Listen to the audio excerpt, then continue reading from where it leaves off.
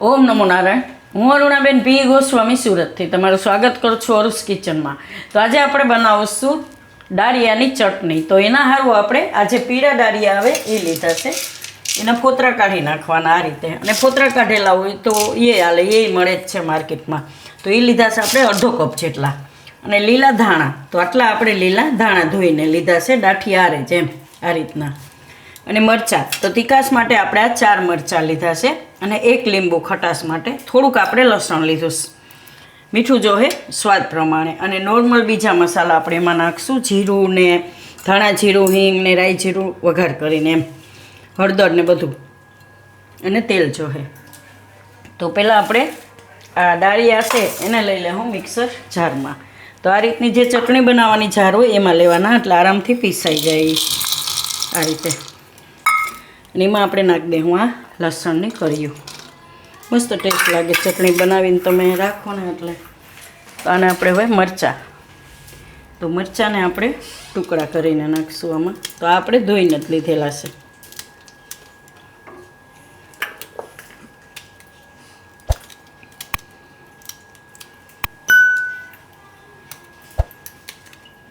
આ રીતે આપણે મરચાં નાખી દઉં.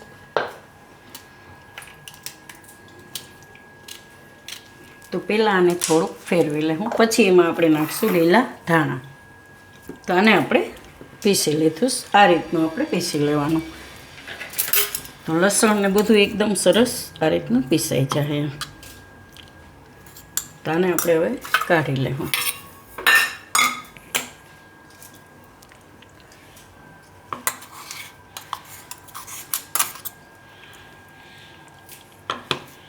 આ રીતનું. હવે આ જ જારમાં આપણે લઈ લેવું લીલા ધાણા, દાઠિયાની હારે છે.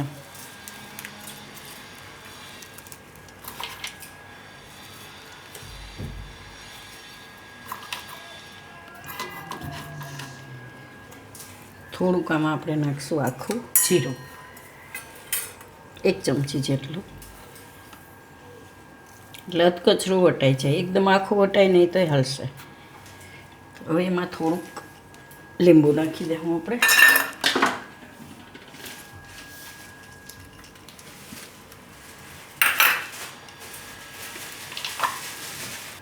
આમાં આપણે લીંબુ નાખી દઉં, લીંબુનો રસ.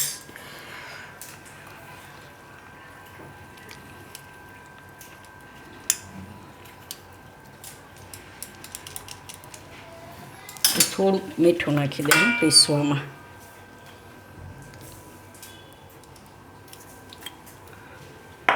અને આપણે પીસી લેવું. તો આને આપણે પીસી લીધું ધાણા ભાજીને. તો આમાં આપણે 2 ચમચી પાણી નાખીને પીસું છે. તો પીસવામાં ઈઝી રહે થોડું. આને આપણે કાઢી લેવું બીજા વાટકામાં આ રીતની. તો લીંબુ નાખશો એટલે એકદમ લીલી રહે ચટણી.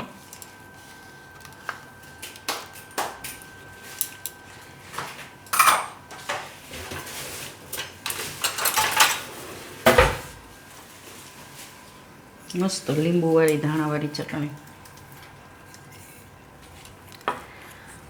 આમાં આપણે નાખી દઉં આ બધું પીસેલું.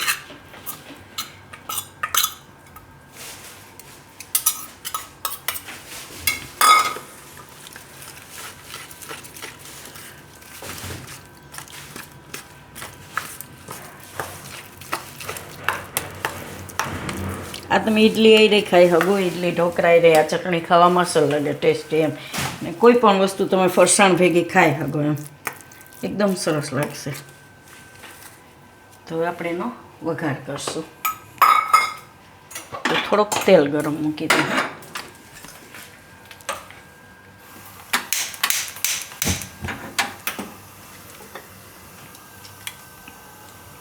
બે ચમચી જેટલું તેલને ગરમ થવા દે.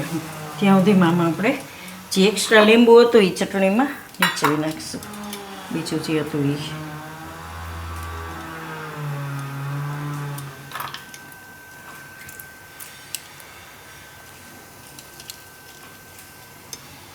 અને તમને મીઠી ભાવતી હોય તો થોડી ખાંડ નાખી શકો, પણ આ ખાટી જ સરસ ખાવામાં મજા આવશે.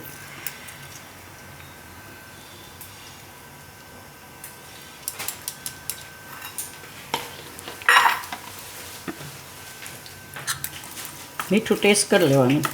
આપણે ઓમાં નાખ્યું હતું પણ જરૂર પડે તો થોડુંક નાખી લેવાનું ઉપરથી.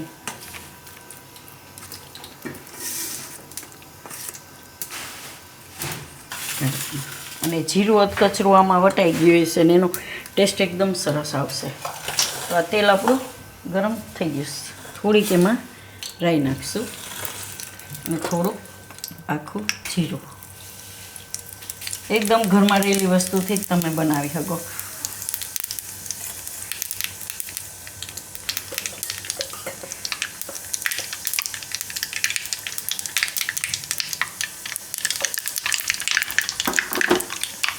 तो गैस बंद करते हैं. में थोड़ी આપણે હળદર નાખીશું, થોડી અમથી, અને થોડુંક ધાણા જીરું ને થોડીક હિંગ. તો આ તેલને આપણે ચટણી ઉપર નાખી દેવાનું. તો આ વઘારને આપણે ચટણી ઉપર નાખી દેવાનું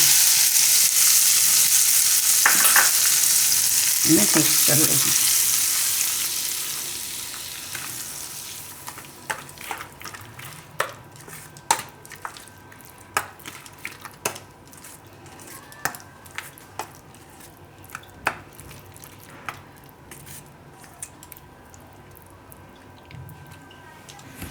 તો આને આપણે હવે કાઢી લઈશું એક વાટકામાં.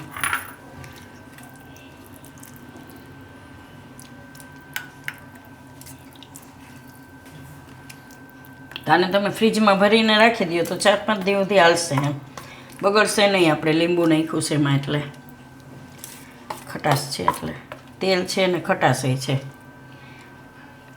ને લસણ ને મસ્ત ટેસ્ટ આવશે સરસ.